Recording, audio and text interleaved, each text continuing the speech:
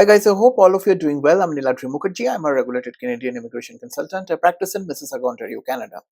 A very common trend that I see is that people are responding to the procedural fairness letter in haste. Maybe if they have received like 7 days or 10 days, they think that it's too short of a time for me to respond, and then they're responding within 2-3 days without really understanding. Now response time is absolutely fine, but the problem is they do not really understand what all should go into the procedural fairness letter response before they hit the submit button. But in the end, what's really happening, at least in the most cases, is that IRCC is unable to make a decision, right?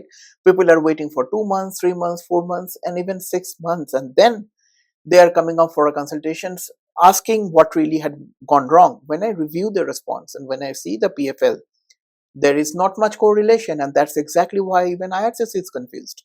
Now, if I am looking for something and if you are not able to give me something, either I have the discretion to refuse that application, or if I'm nice enough, I will probably take my own sweet little time to come up with a decision. The latter is probably more true. IRCC is just sitting on the piles of those files, not making a decision.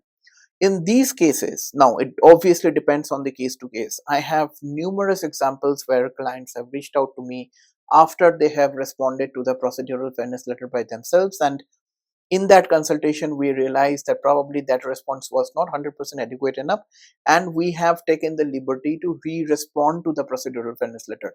Not once but multiple examples. I have real use cases that I have where IRCC was kind enough to consider the second response and have granted a decision accordingly based on the the response that we have submitted.